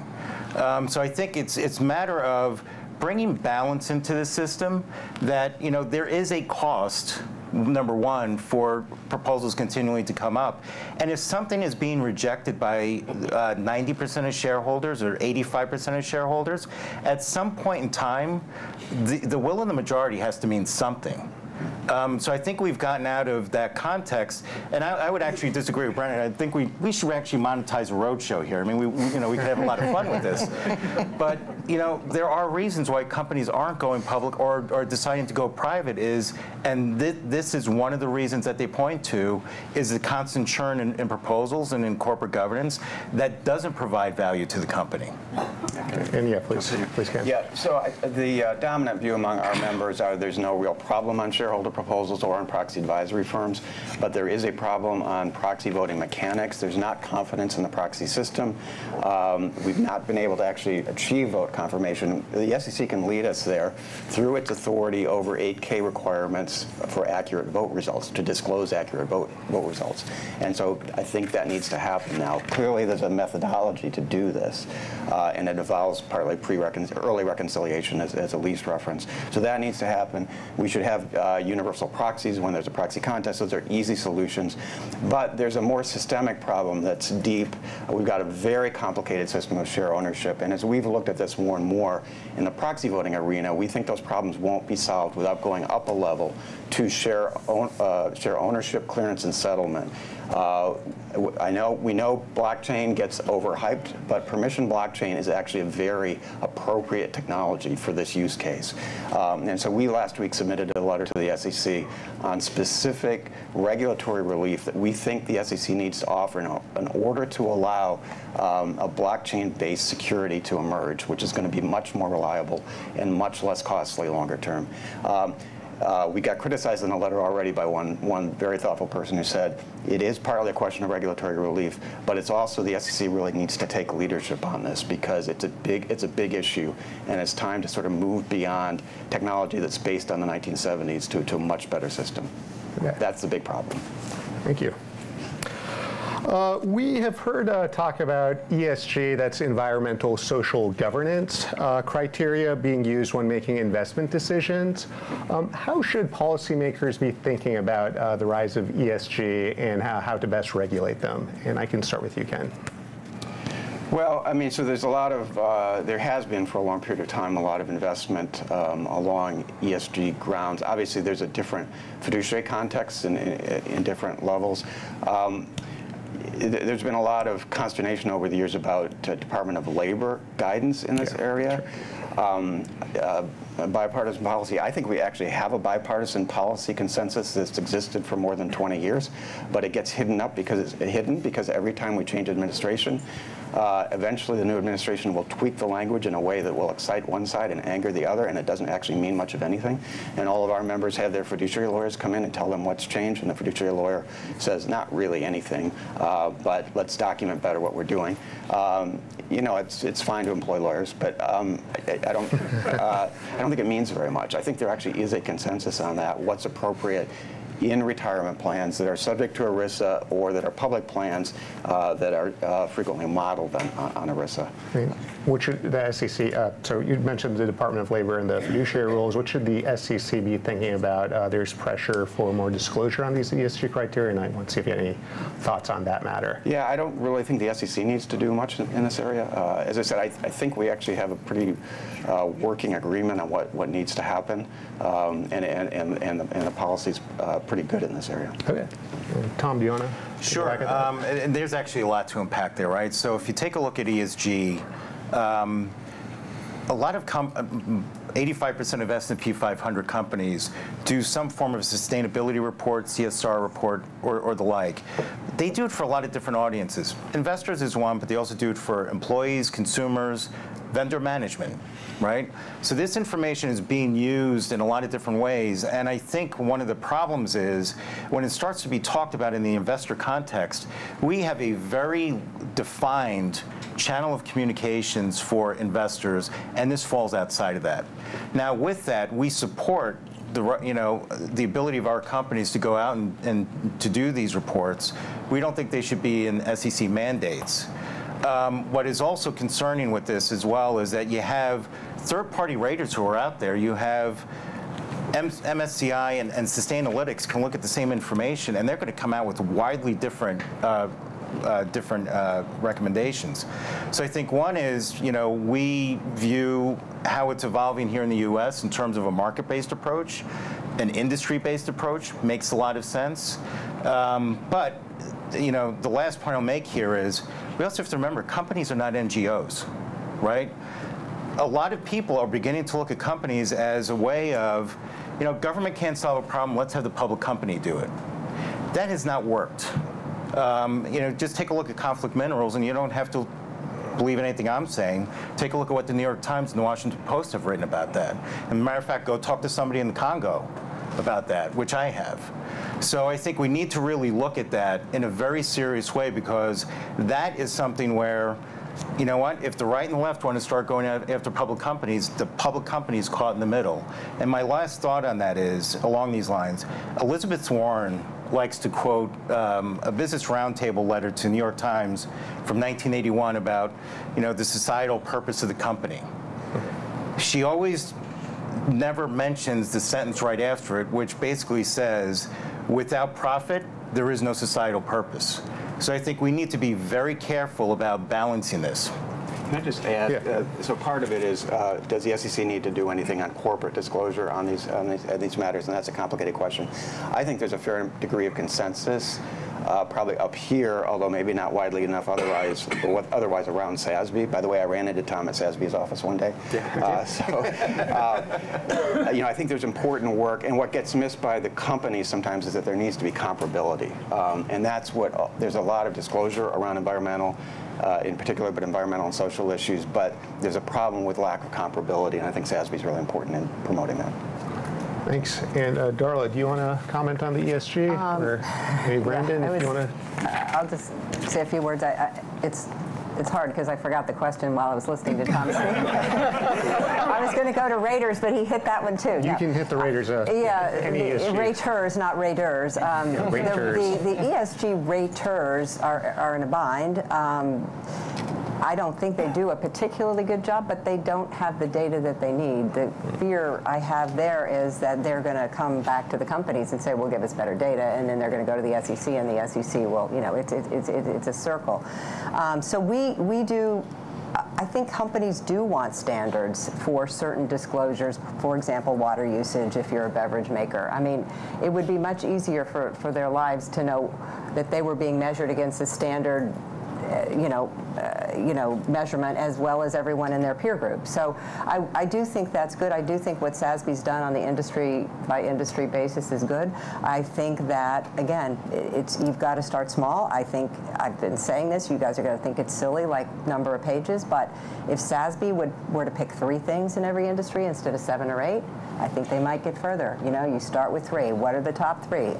Force all the companies to do these 3 things. You're in this industry. We think this is material. Tell us why it's not. Maybe we can get some movement. At the society, we have companies of all kinds. We have people that are disclosing all kinds of things. We have people that haven't yet or aren't or don't think they should. We're trying to educate them and tell them what the people want. We're also trying to educate the rating agencies as well as dialoguing with the investors, which we're happy to do. So. Thanks, Darla. And Brandon, if you want to comment on ESG, whether it's fiduciary responsibility, disclosure, the rating companies, please let me know. Great, thank you. So I would say that we have to keep in mind, where did all this voluntary disclosure come from? It came from investor demand, including investors asking for this type of disclosure on environmental, social, governance issues through the shareholder proposal process. And we should not interfere with that private process that allows for companies and investors to dialogue and decide in the private sector what is the appropriate amount of disclosure. That being said, over time, one of the challenges that investors have is the lack of comparability, and you need uniform standard setting at a certain point to facilitate that. And that's exactly what investors have asked the SEC to do. All right. Thank you, Brandon. Another question that has come up a lot is increasing boardroom diversity is an important issue that many corporations are grappling with. Is there a role for public policy in Congress on this matter? And I will open it to anyone, but Tom, if you want to Sure. go first, I'll let you. You know, this is something people wouldn't necessarily think about this with the chamber. This is something we've supported for a long time. We worked very closely with Congresswoman Maloney with her bill from 3 years ago. And the approach that she's taken is different than, let's say, what the EU has done. The EU went with a quota system, which hasn't worked well. People aren't necessarily happy with.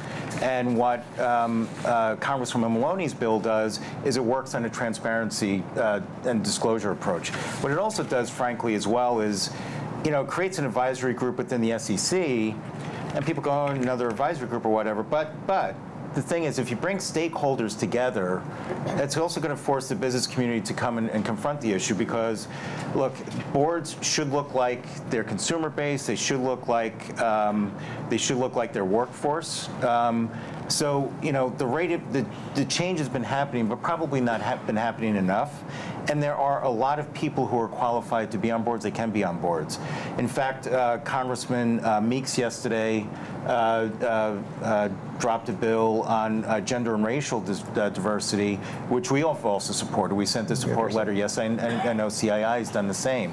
So we think this is an important issue. We think it is important for the business community to be constructive in solving the problem, because if the business community is not a constructive agent here, then after the course of time, something is imposed which nobody's happy with.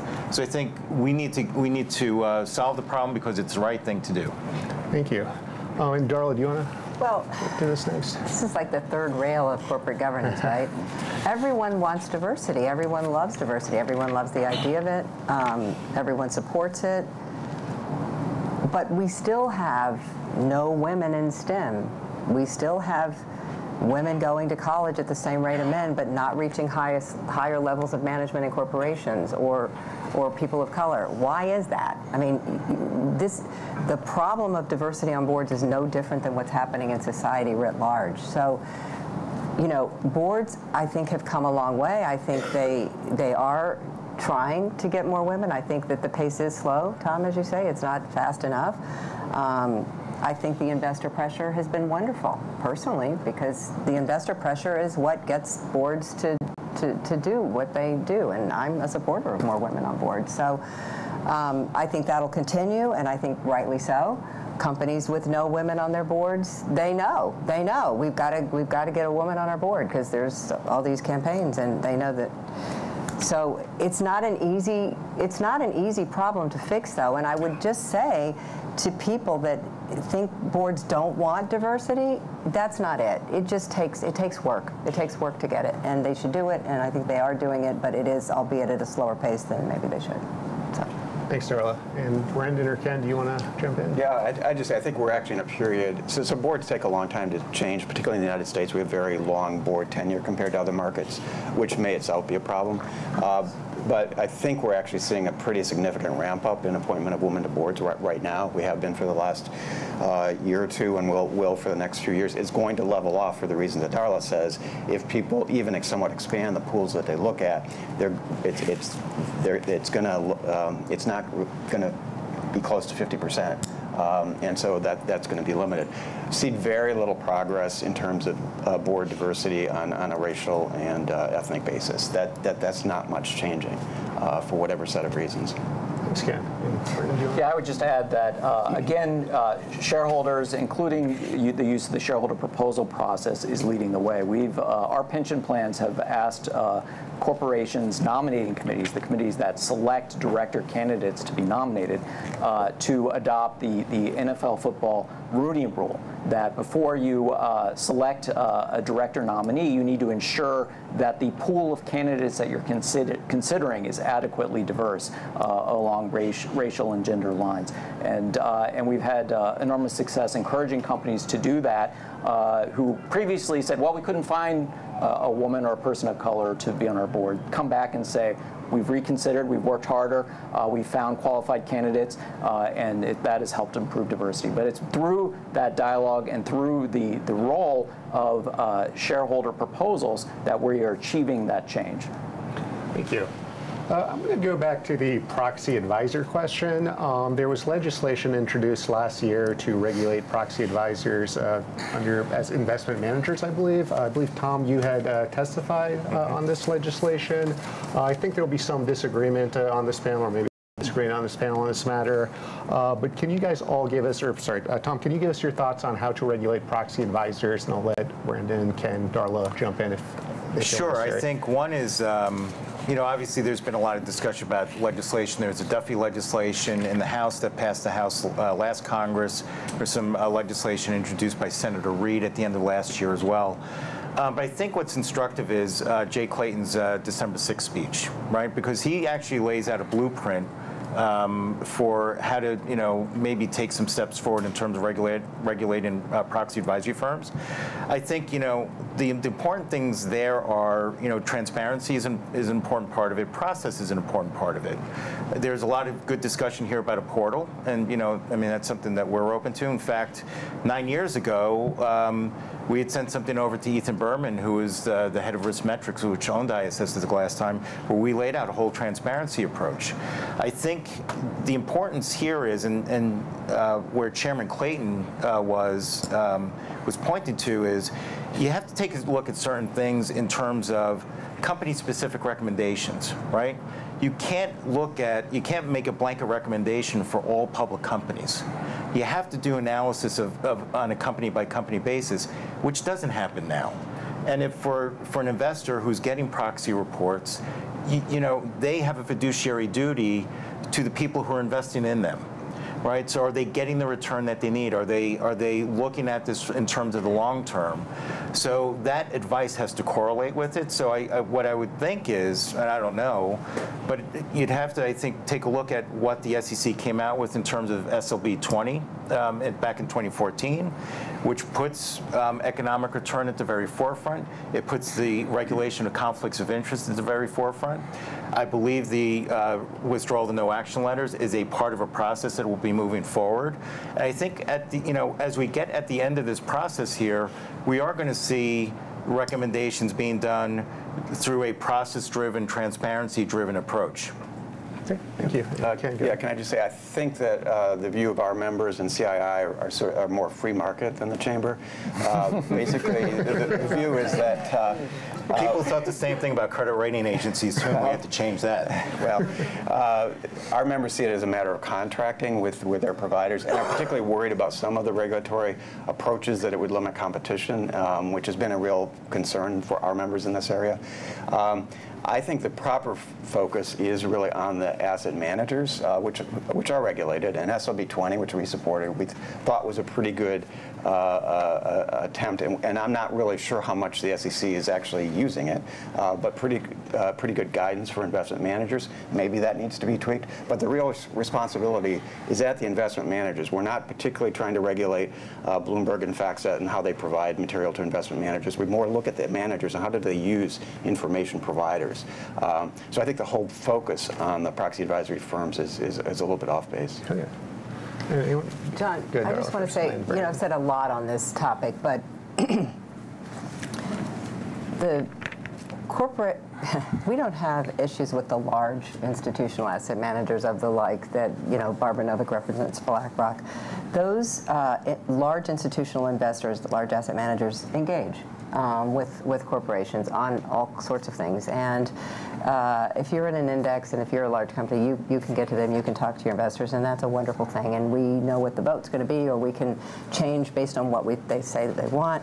But and so the reason why proxy advisory firms are important, though, however, and what we call is sort of the swing vote, is because there's a lot of smaller asset managers that take proxy advisory firm recommendations and just pass them through the system without looking. Is there robo-voting? Is that? It's not. It's sort of that, but that's not my word. But I just want to read you one thing from somebody. I don't know this firm at all, and I don't mean to cast any aspersions on this firm because I think what they wrote is actually very accurate. Brown, Hanley, Mulwhinney, and Strauss, Form ADV, from June of 18. They say BHMS has responsibility to vote proxies for equity securities for its client, who have delegated this responsibility to the firm. Voting proxies for the diversified small cap value and diversified small mid-cap value accounts is done in accordance with the proxy service provider's recommendations for the following reasons. Bullet, investments are based on a quantitative model. Fundamental research is not performed for these holdings. Bullet 2, the holding period is too short to justify the time for analysis to vote. They're telling us in their Form ADVs they do no analysis. They take what they're given and they just vote. These are the types of small investment managers that add up. I don't know how much, but we can find that out. And these are the folks that corporates have no entree into. We cannot dialogue with them. So we think that represents about 20, 25%. You know, some people will say 30%.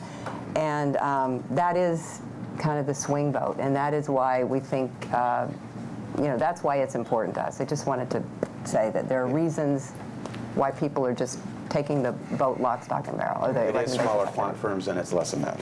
Yeah, because I mean, we would agree too. If you take a look at BlackRock, you take a look at Vanguard, Fidelity, they have independent units that determine how they vote, and they take that proxy information and they use that as one data source of many. But if you take a look at the statistical voting that happens, there is a large amount of votes that track ISS and Glass Lewis that do tend to be the lower firms, the smaller firms that don't do that independent analysis. So the problem here is if the advisory firms are not doing the analysis in the right way, and then those investors or those smaller firms are just relying on that analysis, then there's a flawed system, right? So it not only creates a corporate governance problem, it frankly also creates a return problem when we in this country are having a retirement crisis. So that's why we need to get our arms around this. So it's not a corporate versus investor issue. It's not that at all. It's making sure that we have a well-run, well-balanced system that at the end of the day is going to provide for the retiree, for the family, or whatever, because we're losing billions of dollars in return factors of that, with the flawed system. Okay, Simon. Brendan, if I can reply, please. Proxy advisors have a fiduciary duty to their clients. Their clients are investors, not corporate management who disagrees with the recommendations. I've never seen a corporate management disagree with a recommendation that went against what they were recommending how investors go. We've talked a lot about letting corporate management pre-review the recommendations for proxy advisors before it goes out to the clients who pay for that research. Well, where does that stop? Are stock analyst reports that recommend that I buy and sell a security, do they have to get pre-reviewed? The idea that companies don't have the opportunity to reply to what they perceive to be inaccurate information is completely false. We have a portal that companies use to communicate with their investors. It's called EDGAR, and the SEC runs it.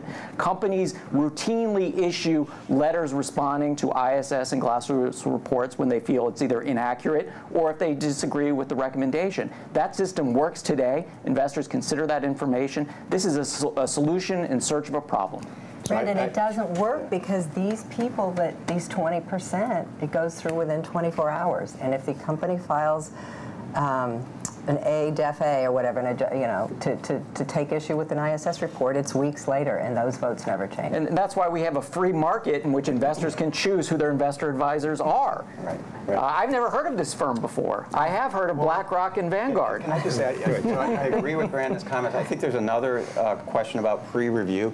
If you have companies pre-review the reports, you should also, in proxy contests, definitely have the dissident have the same. It needs to be a level playing field. And when there are shareholder proposals, you should give the shareholder proponent a chance to pre-review as well. I mean, there are 140. There are 140 filings with the SEC just within the last couple of years on mistakes made with proxy advisory firms. But that's if you look at the details. They're mistakes and factual errors. That's why. There are some. Some of them are. Many of them. But it's at a rate of 2 to 3%, which for a fiduciary is not acceptable, number one, and most companies don't even file because they think it's worthless. Yeah, but your comment was just 100% inaccurate. So, I mean, No. If you take those 140 and you transpose that number upon the number of contests. Look at the first two on Tim's list. The first two were they used the wrong interpretation of board independence. They used the ISSs rather than NYSEs. Well, no, that's an interpretation. They have different. ISS has a different standard than NYSE. That's not a factual error.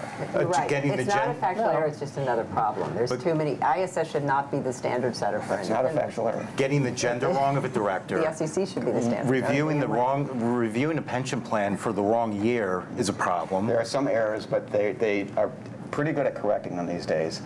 They're publishing a large volume of material. The report on errors was mostly filled with errors. Okay, so there's disagreement on this issue. I'm going to open up to questions very, very soon, but in the spirit of unity and bipartisanship, I'm going to ask one last question. Are there areas of corporate governance, whether we've talked about this on this panel or have not, that you think there's unity among the panelists here or the potential for a compromise solution on? And it can be broad in your thinking, or you can just focus on what's going on at the SEC or the ESG matters we talked about. And I can start with whoever wants to take it first. Go ahead. Happy to start and go back this direction. The bipartisan solution to shareholder proposals is to leave the shareholder proposal rule in place as it is, and for the SEC to instead use its valuable resources to focus where there is consensus, which is along the issues that CI has raised regarding proxy plumbing. The shareholder proposal process has been around since the 1940s in the United States. It's part of the corporate governance fabric of our public company system, and it should not be tinkered with based on misinformation that's been perpetuated. Do you think there's unity on this panel about that? Or? There's not. Come on. Listen, you want to go back to the 40s? We can have all white, pale male stale boards. You want to be in the shareholder proposal. You want to keep the rules for shareholder proposal resubmission thresholds that were done in the 50s, but you don't. But corporate governance has moved way beyond that. Look, I think two things. One you heard just earlier was on diversity. I think we all agree that there's a lot that needs to happen there. That's right. The other is, I think blockchain, in the future, blockchain might be a solution to some of the proxy plumbing issues, and I think there may be consensus forming around some of that. Okay. So diversity and blockchain, that seems to be an area where... Proxy plumbing. Proxy plumbing, right, that's right. Okay. Okay, with that, I'll open it up to, unless Ken, you want to... Well, actually, what Tom mentioned, slab 20, I think there actually is some agreement on responsibility of investment managers that we're not really that far apart on. Okay. Thank you. So I'll open up it up to questions. If you have a question, please raise your hand, and I will call upon you. Okay. Lady over there. Hi. Esther Wheeldon with S&P Global Market Intelligence. Just wondering, there's quite a few shareholder resolutions proposed right now on connecting ESG metrics to executive pay. And that's been something that's been talked about for a very long time, but it seems to sort of have a resurgence in popularity right now. I was wondering kind of your view on whether that's important, and particularly I'm kind of interested in the connection between some of the challenges of getting CEOs to be more engaged and executives to be more engaged on ESG issues directly and more aware of the connection between materiality to the extent it exists, and whether having those metrics would help that. Who wants to take that question? I'm happy to take a shot at it. CEOs, like everyone else, do what they're paid to do. And if you're not incorporating sustainability metrics into their compensation incentives, then you perversely will not get the right outcomes that we as investors in companies require. And so I think that this is an area that companies have started to address, as well as shareholders, through the proposal process. We should allow that private ordering system to work without interference or limiting the ability of shareholders to file proposals addressing sustainability and executive pay. Anyone else want to tackle that, or should we move on to? So it's an important topic, but I do think it's a complicated. There's a broader context here of performance-based pay sometimes not working so well, being overly complicated. So we're hearing a big push to not make things so complex, and that is somewhat in tension. So it's an important topic. I think it's a difficult one. Yeah, I would just say, no, it's a very complicated topic, but there's also a lot of potential downsides as well, because if we ask people to define ESG, we would have as many different definitions as there are people in this room. So to start to link metrics for pay and performance based on ESG is extremely difficult and probably very dangerous for a company. I mean, look, governance is an issue, environment depends on the industry, whatever. Let's start talking about social. What does that exactly mean? And sometimes we talk about certain issues that may become center left, and increasingly we're also beginning to hear from issues in terms of social that is center right. And that's what I was saying earlier, for the company, what does that mean for what you're, for how you perform? That's opening up a Pandora's box that, if you have a company, you may not want to go public because of that. Thank you. Okay, we'll open to the next question. I think I saw a hand. Go ahead. So yeah, Tim Barlow. And let's wait for a microphone so people can hear you. Tim Barlow with HR Policy Association and Center on Executive Compensation. Just to that last point, and we heard Barbara Novick mention it as well earlier about the issue around data availability in the social context and comparability, but then also taking the context of the company into question. How do you square that circle? Because it's very difficult to get a standard definition, as some people on the panel said. But then there's also the context. And if you take even just an index fund like BlackRock, who has an active engagement approach, how do you really understand fully context across thousands of portfolio companies to make an accurate vote if you're going to engage on these issues? It's not that companies aren't taking this on, as we heard earlier, they are. But some of the complexities, if you're going to link it either back to executive pay or even other standards, what is the panel's thought on how you get into the context within the company, which I think we're acknowledging is important in this debate? Let the panel answer. Yeah, I think there are two pieces of the answer. One is efforts like SASB, again, towards comparable standards so that you can look at an industry. And this is actually partly an investment question. So when you're making an investment, as well as engaging the company, you can make a good decision. And the second piece is engagement. And we've seen a huge growth in engagement. So just talking back and forth and understanding so the specific circumstances of a company. When you own it, particularly you're an indexed fund, you're going to continue to own it. Let's talk about the issue and understand each other. Okay. Next question. Anyone else? Tim? All right. Let me go back to one of my own questions. Ken, we talked about ESG. I was thinking you have a lot of pension funds as members. What are you hearing as sort of the evolution of ESG going forward from the pension fund perspective? Do you see like a next step beyond just regulation that would just?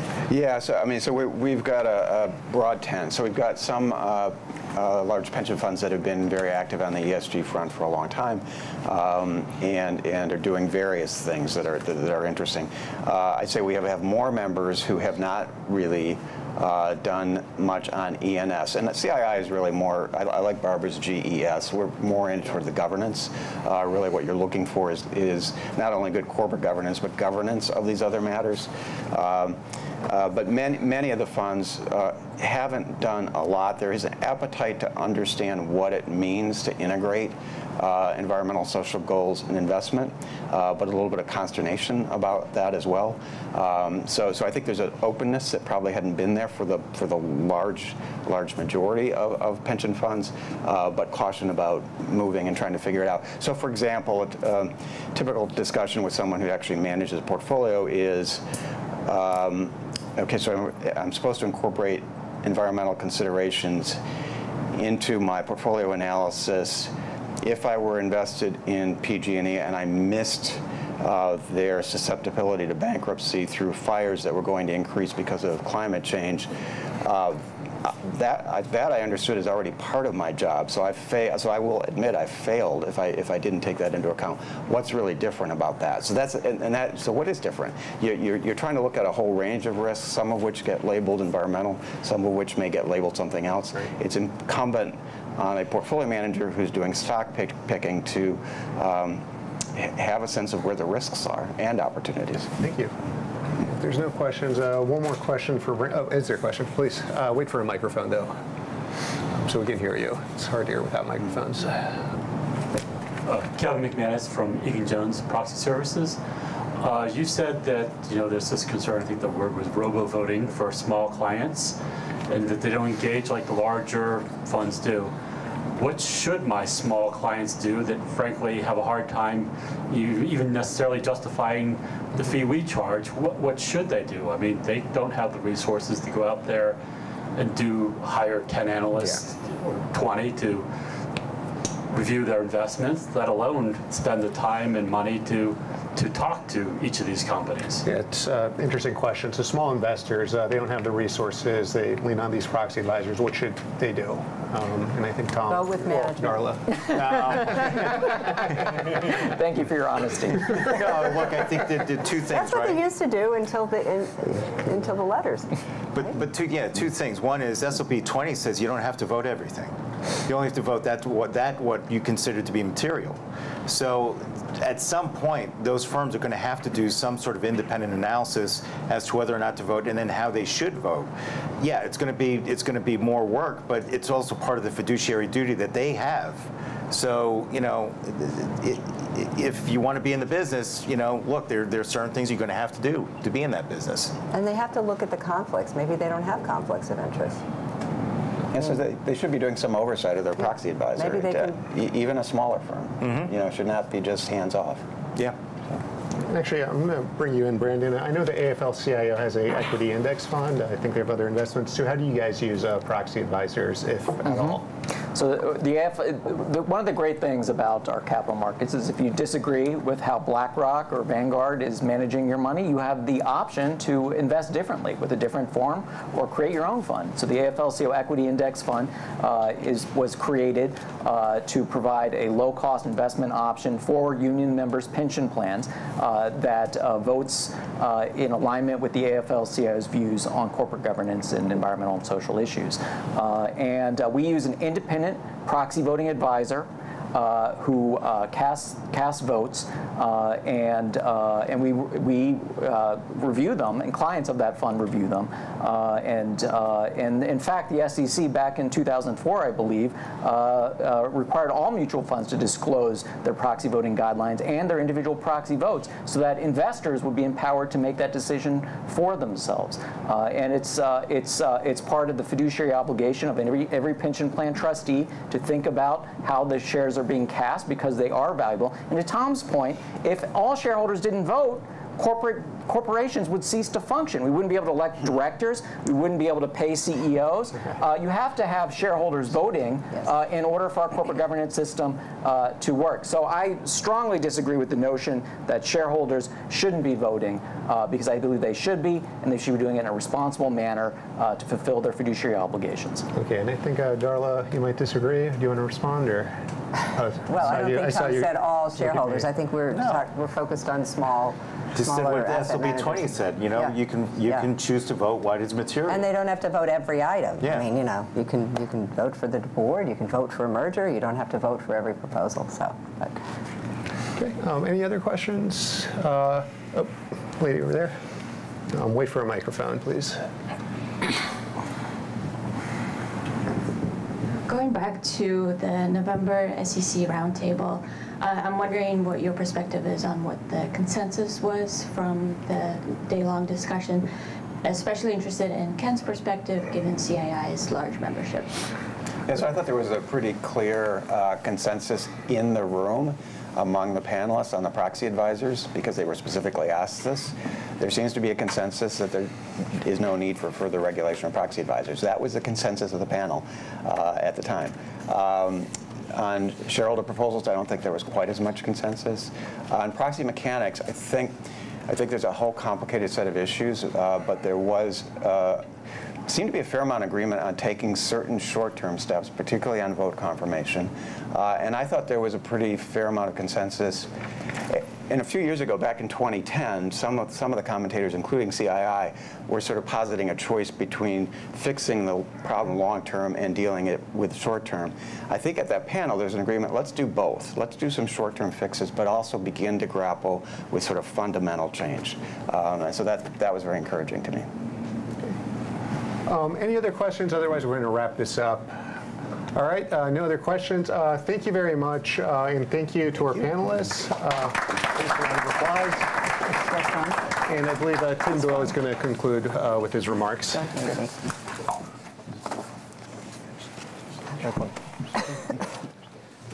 I just wanted to briefly thank the Bipartisan Policy Center for co-hosting this event with the ACCF. It has been a pleasure working with you all. We plan on, if today wasn't a good indication that there's more discussion that's needed, we plan on continuing to work together to provide a forum to talk through some of these issues and potentially even get consensus, although this last panel probably was a good indication that there's some issues that we're pretty far apart on, but there are ways to go forward to get some of the reform that some of us believe. So I wanted to again thank the panelists, Troy and Elise, former SEC commissioners, Barbara obviously from BlackRock, Ken, Darla, Tom and Brandon. Wanted to thank the four of you as well. Thank you very much for coming.